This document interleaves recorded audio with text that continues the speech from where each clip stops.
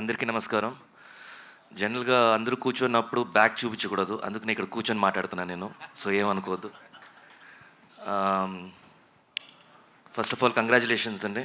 ఈ అసోసియేషన్‌ని రన్ చేస్తూ రావటం, అందరిని గ్యాదర్ చేసుకొని యాజ్ అ పిల్లర్‌గా అందరూ మీరు స్టాండ్ అయి ఉండడం అనేది నాట్ ఈజీ. సో ఇనిషియల్‌గా ఒక 5 ఇయర్స్ బ్యాక్, 6 ఇయర్స్ బ్యాక్ ఎలా ఉండిందంటే విపరీతంగా యూట్యూబ్లో వచ్చేసి థంబ్నెయిల్స్ ఎక్కువ స్టార్ట్ అయ్యాయి. అంటే ఇందాక నేను జస్ట్ కంట్లో నీళ్ళు వస్తే టిష్యూ పేపర్లా పెట్టుకున్నాను నేను. ఆ ఫోటో పెట్టేసి ఎమోషన్ అయిన శివ బాలాజీ అనేస్తారు. సో ఈ థంబ్నెయిల్స్ వల్ల ఎలా ఉంటుందంటే in case so and so నటుడు సీ హౌ ఈ మిస్బిహేవ్డ్ అని ఒక థంబ్నెయిల్ ఉంటుంది. ఆ థంబ్నెయిల్ని చదువు అంటే లోపల కంటెంట్ వెళ్ళి చూడరు, కింద డైరెక్ట్గా వచ్చి తిట్టేస్తారు వీడెంతే అని. సో ఇలాంటి ఇబ్బందులు చాలా పడ్డామన్నమాట మేము. సో ఎవరు ఇది చేసేది, అసలు బయట వాళ్ళు ఉన్నారా ఎవరున్నారో చూస్తే అందరూ మన జర్నలిస్టులే. అప్పుడప్పుడు వచ్చి సినీ జర్నలిస్టులు కాదు, అప్పుడప్పుడు వచ్చి జర్నలిస్టులు. అంటే వాళ్ళు మెయిన్ స్ట్రీమ్ ఆఫ్ ఛానల్స్లో ఉంటూ అప్పుడే అపెండిక్స్కి వచ్చి అక్కడ ఎక్కువ అమౌంట్ దొరకదనమాట, వాళ్ళకి శాలరీస్ ఎక్కువ ఉండవు. సో ఇది వాళ్ళది వేసుకుంటూ వాళ్ళ రెవెన్యూ జనరేట్ చేశారు.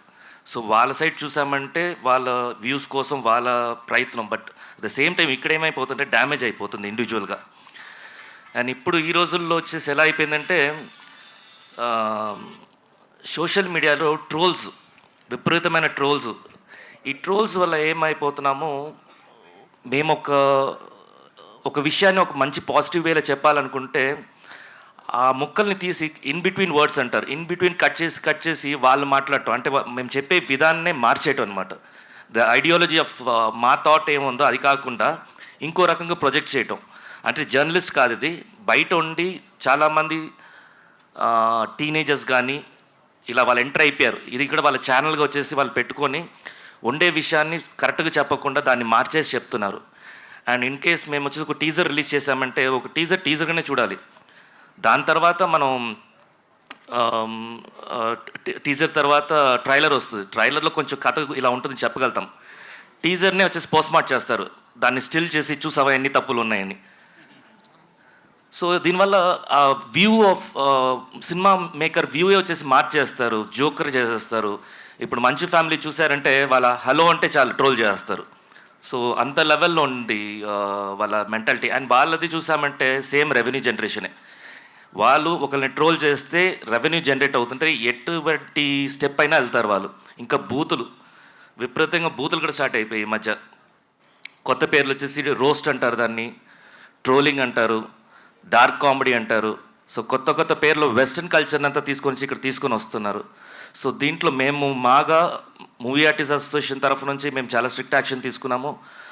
ఆల్మోస్ట్ ఈ ఇండివిజువల్ ట్రోల్ చేయడం, లేకపోతే గ్రూపింగ్ ట్రోల్ చేయడం, లేకపోతే ఏ ఆర్టిస్ట్ అంటే ఆర్టిస్ట్ని ట్రోల్ చేయడం, ఇలాంటి డిఫరెంట్ ఛానల్స్ ఉన్నాయి. సో వాళ్ళంతా మోస్ట్లీ ఆల్మోస్ట్ ఒక 275 ఛానల్స్ని స్ట్రైక్ చేసి లేపేస్తాం. అండ్ ఇంకా వాళ్ళు అడుగుతున్నారు. సో వాళ్ళు నిజంగా వాళ్ళ ఇంటెన్షన్ కరెక్ట్గా ఉంటే డెఫినెట్గా ఛానల్ తిరిగి ఇచ్చేస్తాం మేము.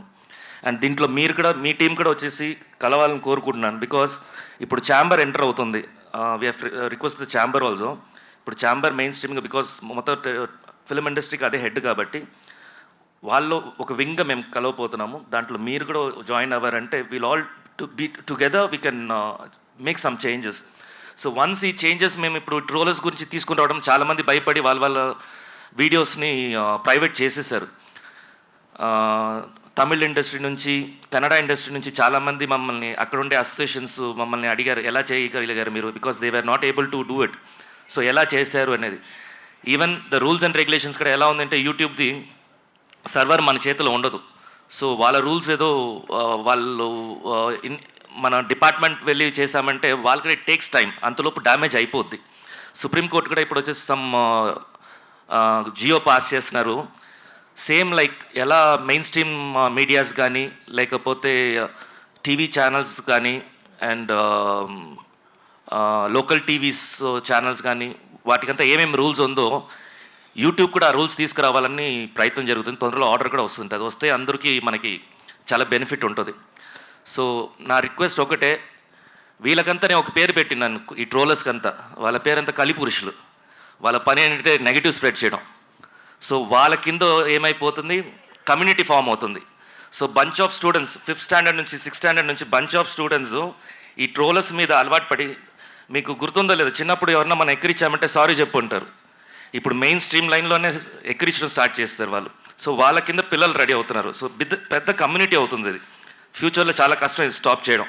సో మీరు కూడా జాయిన్ అవ్వండి. అందరినీ ప్రతి ఒక్కరిని మీ వీడియోస్ ద్వారా ఈ ట్రోల్స్ ఎలా ఉంటుంది, రోస్టింగ్ ఎలా ఉంటుంది, ఇండస్ట్రీ మీద వచ్చేసి మాస్ ట్రోల్స్ చేయడం కానీ, లేకపోతే ఇండివిజువల్ లైఫ్స్లో వెళ్ళి వాళ్ళ వాళ్ళ వాళ్ళ ప్రైవేట్ స్పేస్ అంతా పబ్లిక్ చేయడం, ఇవంతా కొంచెం ఎక్స్ప్లెయిన్ చేయండి. సో దట్ ఇప్పుడు వచ్చే జనరేషన్ కొంచెం నేర్చుకుంటారు వాటి మీద.